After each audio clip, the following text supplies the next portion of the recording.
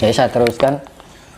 Jadi dengan adanya perpindahan magnet kutub tradis sebenarnya pindah ning belahan khatulistiwa bagian utara deh.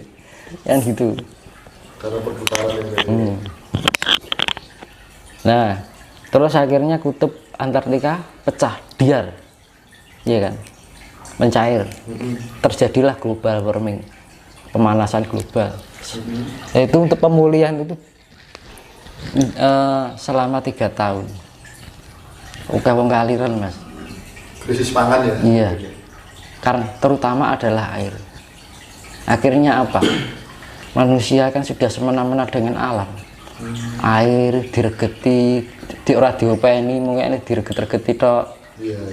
Pada akhirnya yang menjadi sangat penting bagi kehidupan dia atau manusia. Akhirnya dibutuhke. Sing dhisik sing diguwak dadi digolek. Gitu ya. Mergane apa? Saiki sing digoleki mung duit.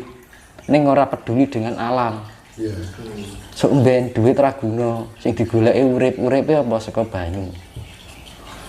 Ya, gitu. Ini diarani alam murka ya kuwi ya, Mas. Iya, benar. Mas, untuk kejadian tadi itu kira-kira sampai berapa lama, Mas? Ya itu kan 3 tahun nanti kan. Ya itu untuk memulihkan menjadi gunung es. Itu kan perputaran bumi. Jadi kan tahu nggak wong gawe es puter. Iya. Es puter kayak dibengi terus saya jadi membeku toh. Nah itu prosesnya seperti itu. Jadi kutub itu akan membentuk es lagi butuh membentuk gunung es tadi butuh waktu 3 tahun. Karena perputaran bumi akhirnya menghasilkan gunung es. Kan gitu. Kenapa harus 3 tahun, Mas? Kok nggak 1 tahun? Lah itu mah prosesnya yang rasa coba langsung jadi kan ora mungkin toh, Mas. Mungkin, Mas. Nah, wong guys, es campur apa es puter direwangi ya toh suwe banget toh. Apa meneh bumi kan ngono lho. Itu. Jadi perputaran akhirnya membeku adem meneh. Tapi dengan adanya siklus itu terjadilah virus. Nggak tahu virus saya nggak berani jelaskan ya. Yang pasti ada virus yang akan setelah pergantian COVID siklus. gitu Ya enggak, maksudnya setelah setelah perputaran kan pertama kan ini perpindahan kutub. Akhirnya laut biar dan gunung es pecah. menjadi pergolakan. Akhirnya timbullah global warming, pemanasan global. Ya toh. Untuk butuh itu waktu mungkin 3 tahun. Nah, dengan kembalinya itu terdapat perubahan siklus yang menyebabkan banyak penyakit dan gitu. Makanya dibilang wong Jawa kari separo, Cina londo kari sak judu. Itu artinya ya wong Jawa tak hitung sak Asia Tenggara gitu aja ya. Iya. Jadi artinya Jawa kari separo ki 50%. Cina londo kari sak judu ki 2%. Sisane lho. Jadi Jawa termasuk seras Jawa yang kabeh Asia Tenggara itu sisa 50%. Dan non Jawa ya termasuk Cina londo wong dhisik kan nek wong ramalan kan ngertine Cina karo londo. Padahal ibu Amerika, mbah pokoke londo kan wong dhisik kan ngono. Nek wong ketoke sipit mbah Jepang, mbah Korea diarani Cina kan ngono. Wong dhisik kan ngono ngertine. Iki kan sing gawe yang Ronggo Warsito to nggih ramalan. Ketika dhisik kan Cina karo londo kan ngono. Nah, dari total non Jawa iki mau sing di non Jawa itu gari 2%. Nah, di total dari jumlah 50% nih wong Jawa, ras Jawa sama sisanya 2% dari total Cina londo di total dikumulatif dari 5% dari seluruh dunia. Mulai diarani Pandhawa piro, Mas? 5. Urawa? Piro, Bro? 100. 100 to. Nggih. Sing 100 neng perang Bratayuda kelak entek to. Sisane 5. Berarti tersisa 5%. Kan cocok. Ini ilmu logika dengan sejarah saya gabungkan jadi satu. Nyambung kan gitu ya. Jadi saya dengan pengamatan juga kan gitu. temune mula diarani wong Jawa dhisik ngarani sok ben iki jagat gari wong sak proliman. Proliman lak 5% dari keseluruhan kuwi.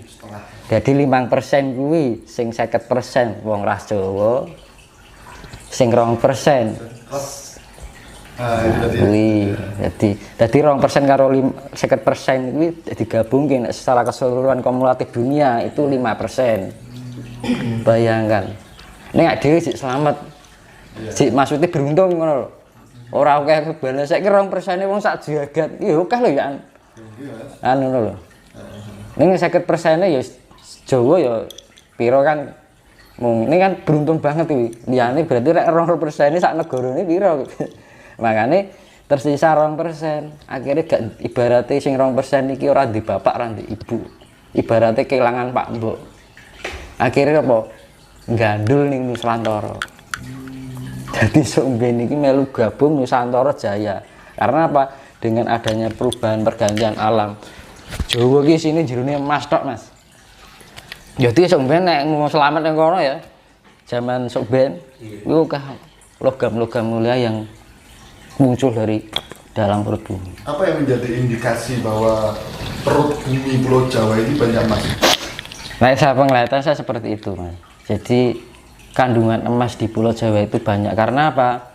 Secara vulkanis, pembekuan vulkanis itu bisa menciptakan atau bisa menjadikan pemadatan yang berbentuk logam mulia emas. Mergone makanya kan kita kan jalur vulkanis ya, yang diarani cincin Pasifik. Benar. Ring of Fire. Ring of Fire. Nah, daerah-daerah yang dilalui itu pasti menghasilkan emas banyak. Punya kandungan emas. Mohon maaf Mas Tinus, masalah meditasi ya. Kalau kita bilang yoga itu orang awam kan lebih identik fokusnya itu pada ajaran suatu religi. Mungkin dari datanya dari India atau Hindu dan lain-lain. Nah itu seperti apa? Atau semua ajaran religi itu memiliki yoga tapi beda nama atau gimana itu? Karena nanti takutnya, wah kok mempelajari agama liya dan lain. Nah banyak orang kan mengejas seperti itu. Kalau orang awam lah ya, mohon maaf.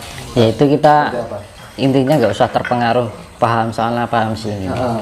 Ya intinya kita membangun suatu sifat karena alam ini akan dinetralisir. Dimurnikan kembali dan ajaran itu akan dimurnikan juga gitu ya. Jadi sifatnya kembali pada kemurnian.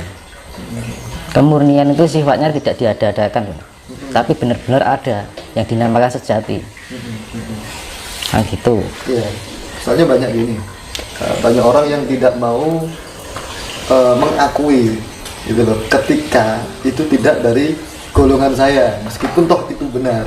Nah itu cara menyikapi hal-hal semacam itu seperti apa gitu. Ya kita yang wong Jawa ki enek orang yang seperti itu kita hanya diam dan mengamati saja gitu ya. Gitu. Yang penting ya wis lah ben kono ben ngono kan ngono. Up to you ya. Nah gitu kita jadi hidup itu kok ndak kayak kita katut kegawa malah pikiran kita terbawa negatif. Benar. Nah gitu. Nah, yang penting akhirnya nanti ujung-ujungnya kita menilai orang lain, iya kan? Terus akhirnya lali cara ini menilai diri kita sendiri. Jadi ada 3 pemahaman dalam hidup ya, itu kalau saya ambil 3P. P pertama itu adalah pengalaman. Pengalaman itu sesuatu yang dialami dari segala perbuatan kita sehari-hari, itu pengalaman dari proses waktu ya. Kedua itu adalah pengamatan, sesuatu yang diamati dari 5 panca indera kita.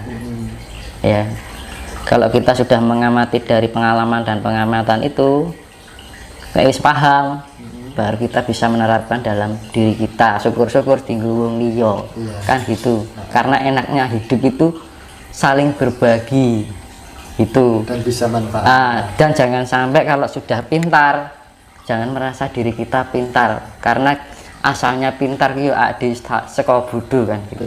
Kita bisa menjadi kaya asalnya dari miskin kan gitu. Itu namanya wong Jawa ngarani wong ki ngrumangsani gitu. Oh gitu. Kita menjadi besar asalnya dari kecil. Nggak mungkin toh tadi gede mesti tadi bayi sih toh. Nah gitu barang enak cah cilik ngene dilok kowe cah bayi kan nggak, walaupun itu anak yang di usia muda itu dihargai. Jadi sifat menghargai itu tidak pandang usia. Justru kita yang lebih tua dari misalkan lebih muda, kita memberikan contoh yang baik dan memberikan dukungan yang baik. Benar. Itu Iya.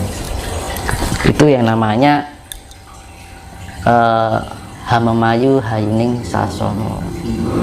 Jadi kita lebih memberikan motivasi.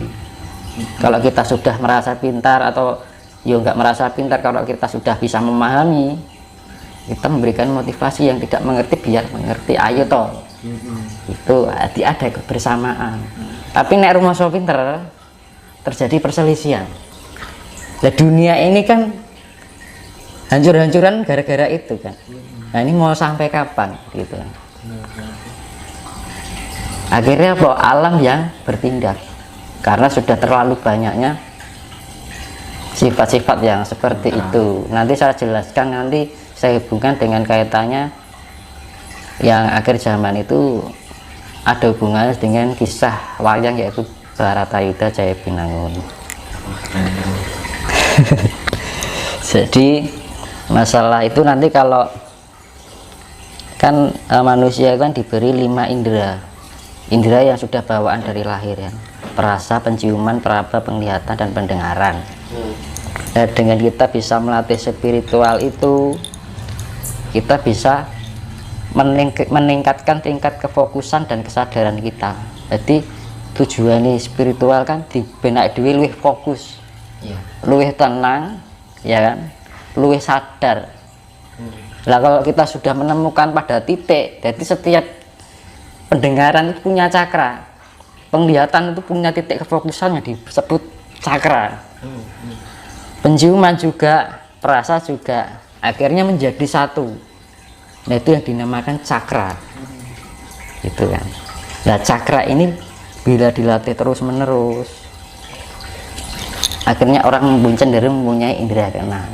Nah makanya orang spiritual itu membangun diri, membangun apa namanya potensi yang ada di dalam diri, yaitu jiwa kita, roh kita.